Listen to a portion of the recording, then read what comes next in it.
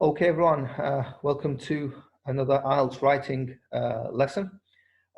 Today's lesson is going to be about GRA, grammatical range, and accuracy. Of course, we cannot focus on everything, so we're going to look at what it means to present a variety of structures and so on. Okay, just before I start, I want you to tell me what you think Band 7 GRA is. So we're talking about the grammar here and not everything else. So the grammatical range and accuracy. You tell me what you think GRA is, a Band 7 GRA is.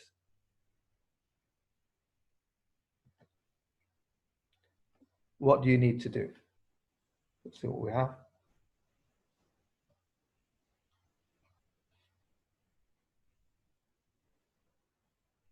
Compound sentences. Okay. What else do we have?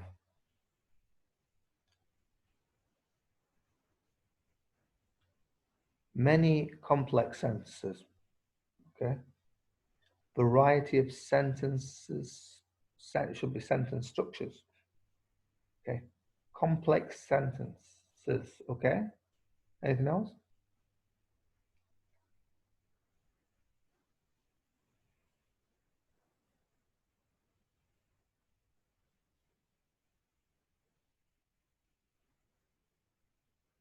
So everyone, right, accuracy and different types of sentences. Okay, we need to ensure accurate language and, if possible, formal language.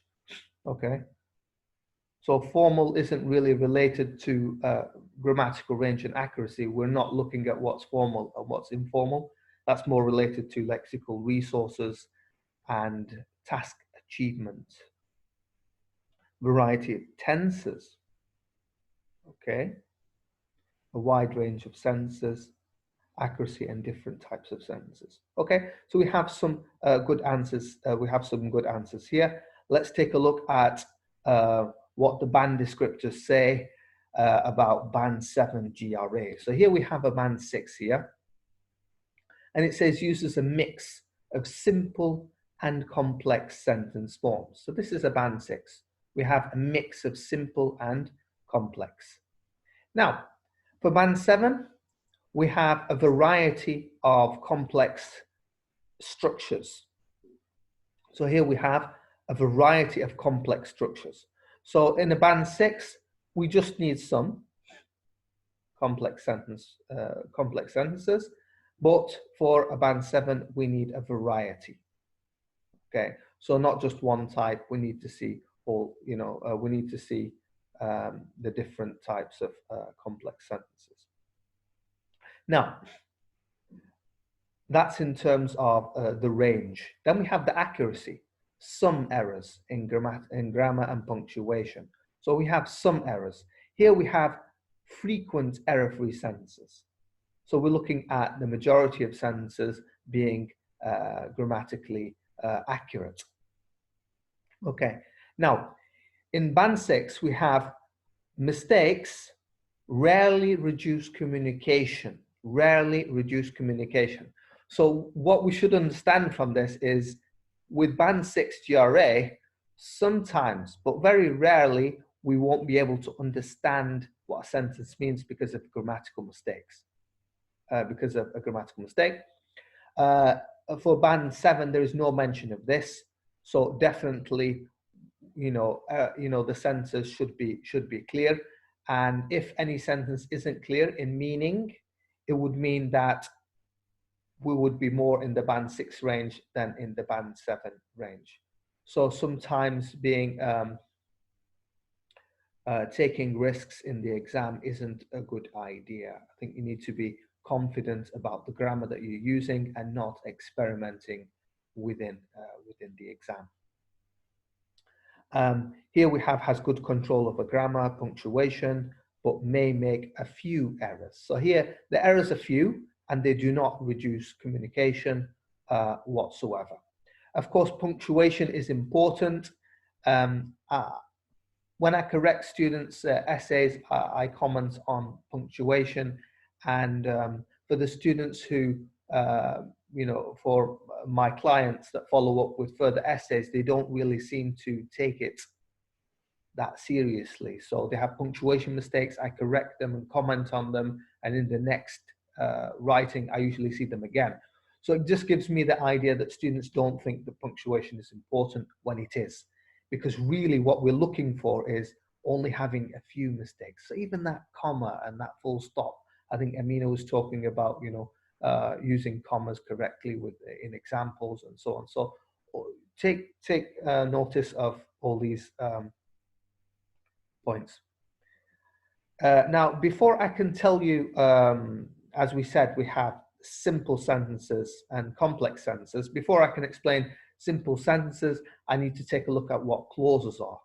So a clause is basically just a subject and a verb. So we have John bought a pen. So we have John as a subject and we have bought as a verb, okay? Sarah is a teacher. We have Sarah, subject, is the verb. I like, I is the subject, and like is the verb. So that's basically what a clause is. Now, a simple sentence is made up of one clause, but what type of clause? Okay, not every type of clause can make a simple sentence. Now, a simple sentence is made up of one clause that is complete in meaning. So complete in meaning means when we read it, we can fully understand it and we don't need anything else to help us to understand this clause. Let's take a look. You help me, guys. Which of these clauses, not sentences, clauses are complete in meaning? So I have 1 to 8. Type in the chat box which ones are complete in meaning and which ones might need other information or other clauses to complete the meaning.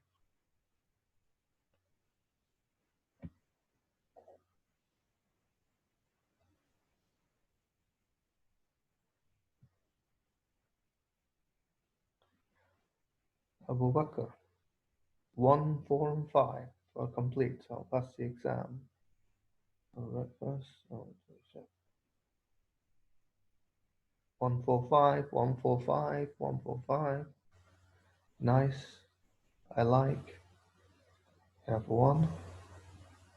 Okay. There seems to be a consensus here that 145 are complete in meaning. Okay. So yes, so we have 1, we have 4, and we have 5. So let's look at the other ones and just think about them and why they can't be a simple sentence. So here, if I study hard. I want to say to you, if I study hard and I'm just quiet, how do you feel about that? If I study hard,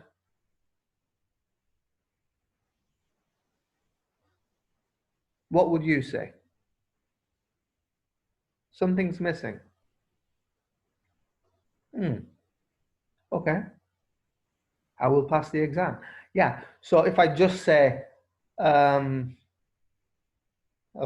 So if I just say to somebody, if I study hard and I'm quiet, what's the person going to respond? What's the person going to say to me, do you think? What's the person going to say to me?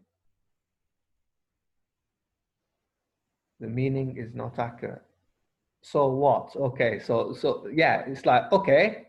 So the person that's standing in front of you or listening to you is going to say, oh, okay, yeah, because they want the rest of the sentence, okay? So this means that it's not a complete thought, okay? It's not a complete thought, okay? So, but when I say to you, I will pass the exam, this is a complete thought. So here we have a difference between a complete thought and an incomplete thought. So the sentences 1, yeah. So the sentences 1, 4, and 5 are a complete thought. They are what we call in English independent. Okay. But the other sentences, of course, are not dependent. Yeah. So we have independent clauses. Now, A simple sentence, as I said, what is a simple sentence? A simple sentence is a sentence that is complete. A clause is made up of one clause that is complete in meaning. So this clause has to be an independent clause. Okay, so now we have compound sentences. Now, compound sentences are not complex sentences. Okay, so they are not a requirement of Band 7 GRA. Now, just because I say they are not a requirement of Band 7 GRA doesn't mean that you can't use them. What is important, though, is that we have a variety of complex structures.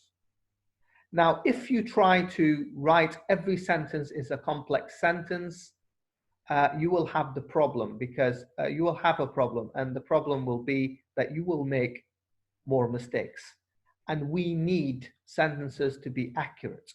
So we're going to need to have a few simple sentences, a few compound sentences, but at the same time, we need to make sure that we have the complex sentences as well.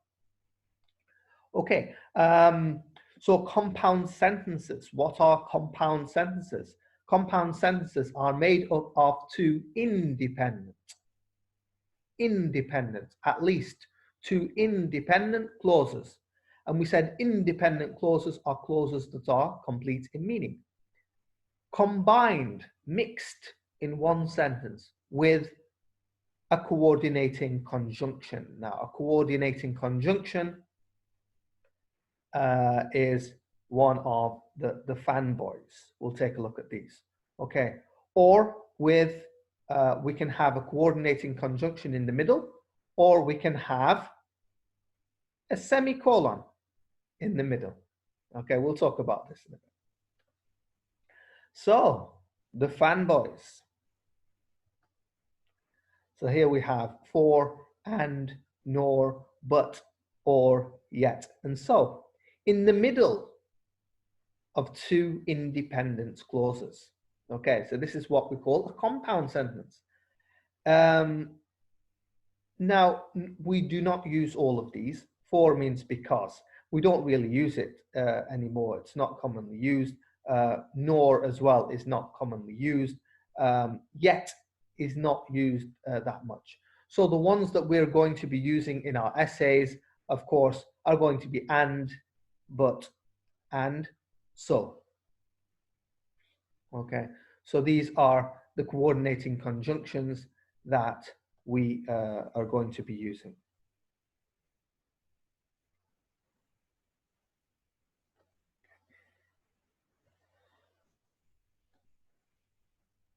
So let's take a look at some examples. The problem increased. The show had to be cancelled. So this is an independent clause and this is an independent clause, and we can use these coordinating conjunctions. So as a result, so the problem increased. As a result, the show had to be cancelled. So here we have an independent clause. Air pollution was on the rise and the government was worried. So each of these, both of these could be used independently in independent sentences.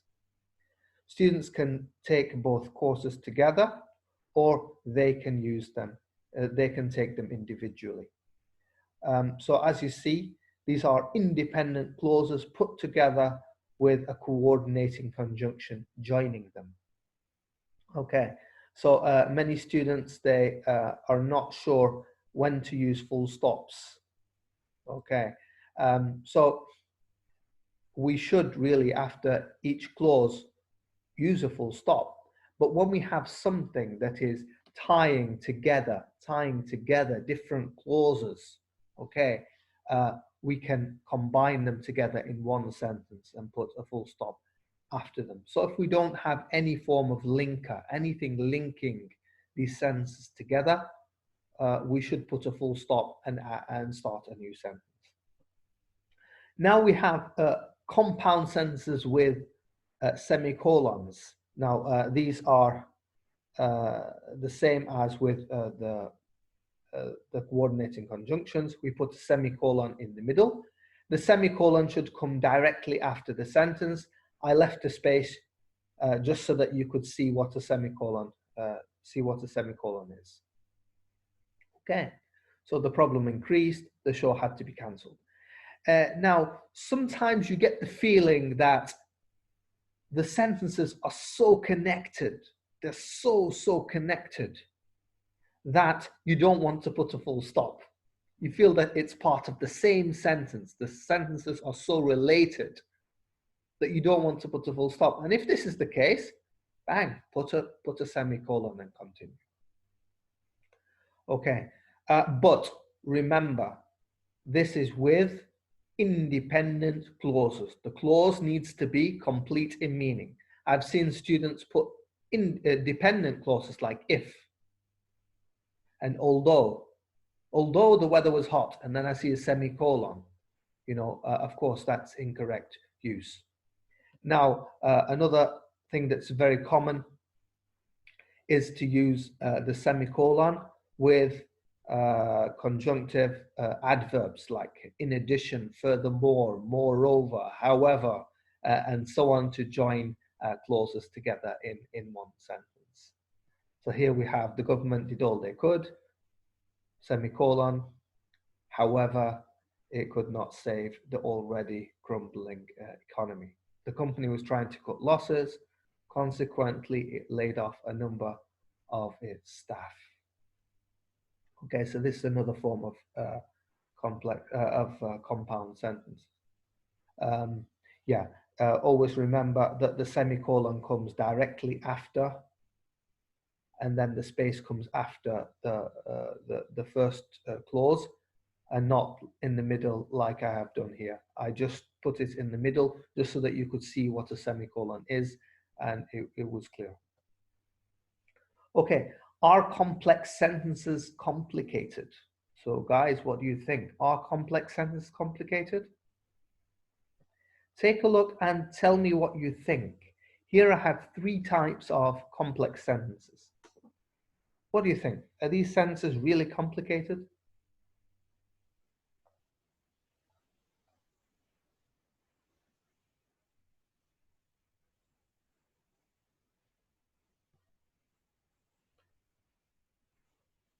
I have some no's.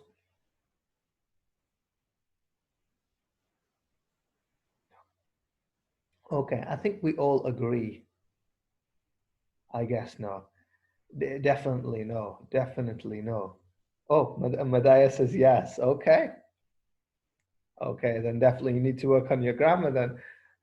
Let's take a look at these.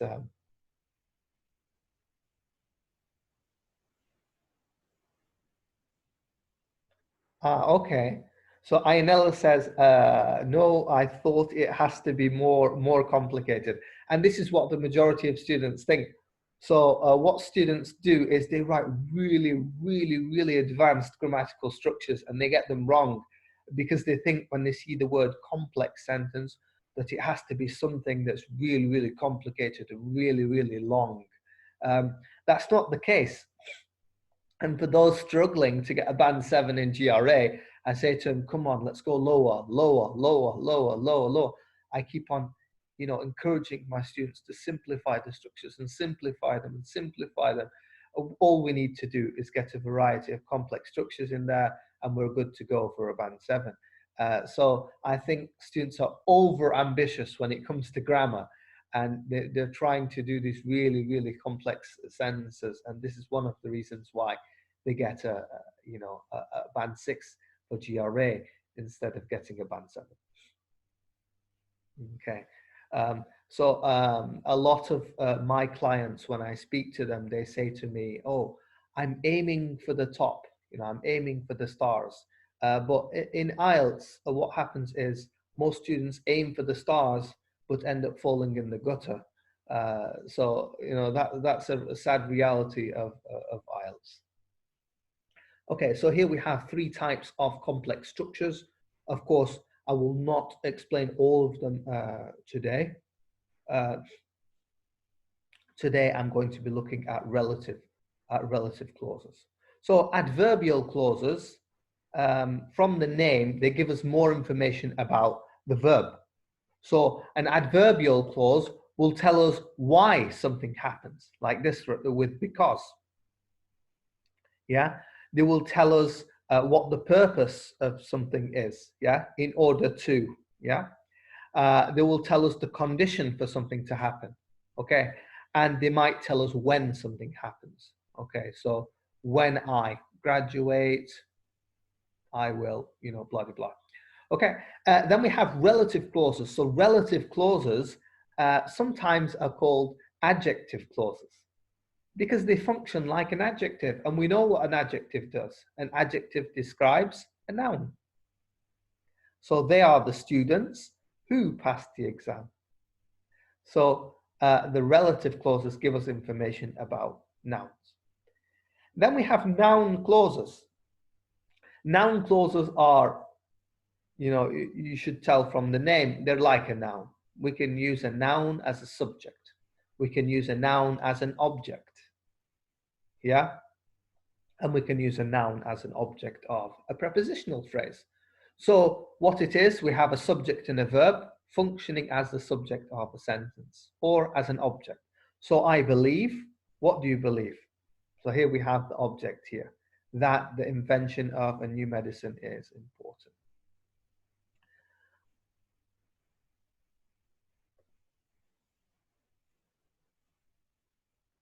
So what are complex sentences? So we said a simple sentence is an independent clause.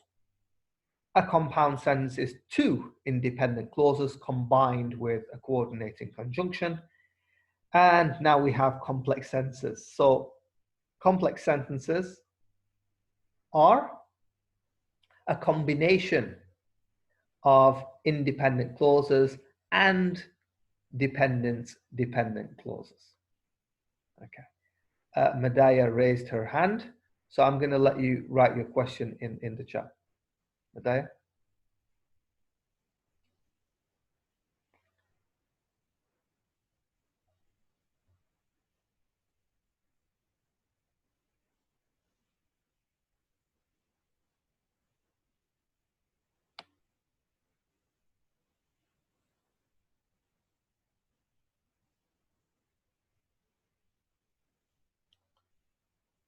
Okay, so where Medaya is.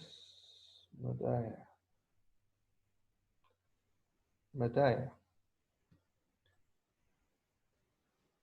Okay. What's the difference between a comma and a semi-comma?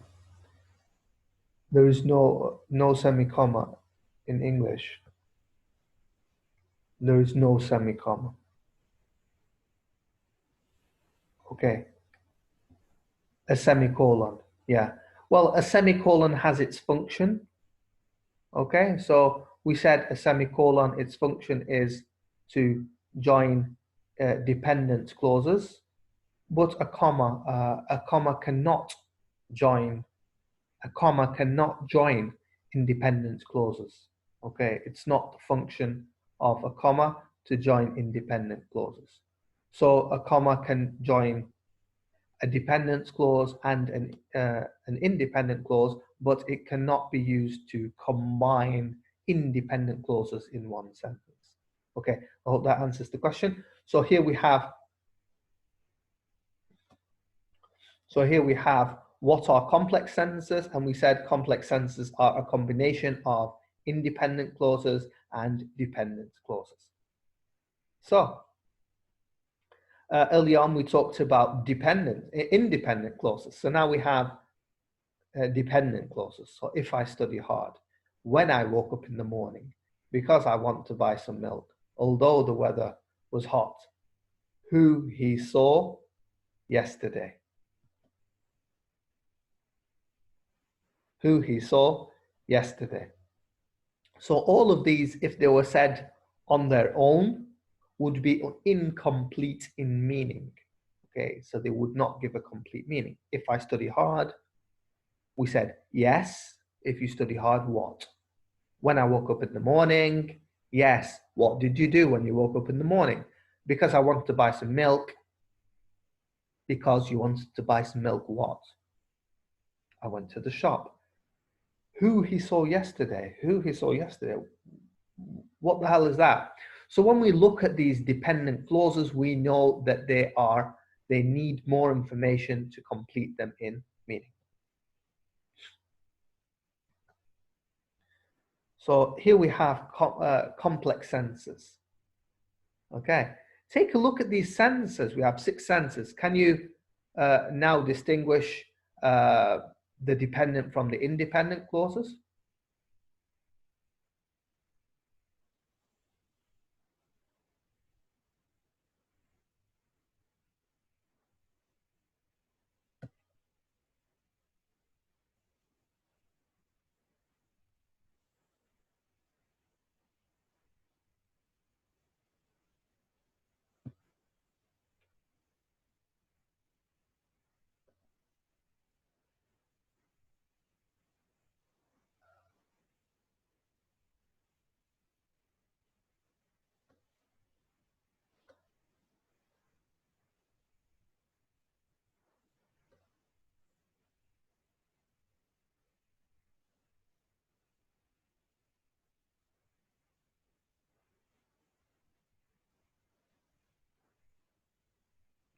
Okay, I'm getting some questions. I'm getting some answers here, and I don't think they're all correct because I have 1, 3, and 4 are dependent.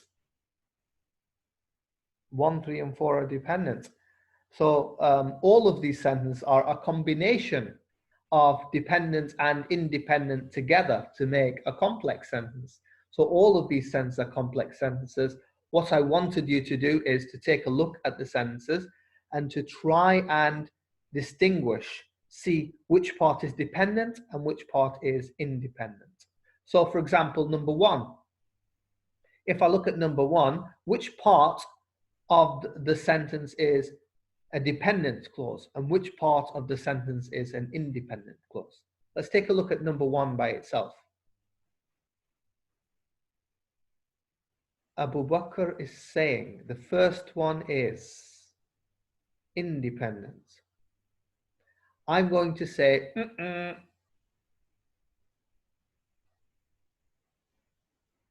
So if we say it's independent, it means it's complete in meaning. So if I say, if I study hard, is that complete? Definitely no. Definitely no. Okay, so let's take a look. Okay, Salih is saying first, second, fifth, and fourth, the first clause is dependent. So we have the first dependent, we have the second, yeah, starting off with dependent, and the fifth. Well, what about the third? What about the third, Saliha? Because I wanted to buy some milk. Is this complete in meaning? The fourth, although the weather was hot. Yes, this is dependent. And the fifth, no, I went with the man. This is independent, and this is dependent. Who I met yesterday. Who I met yesterday is dependent. Let's take a look. I'll give you a minute to look at the board and to check.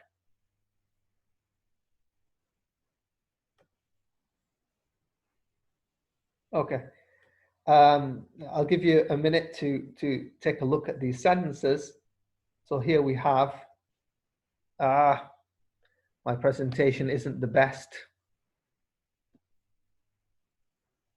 And wow, I have a color scheme going on here, but the writing is invisible. So of course, the blue are the dependent clauses and the green are the independent clauses. If I study hard is dependent. When I woke up in the morning, dependent. Because I wanted to buy some milk, dependent.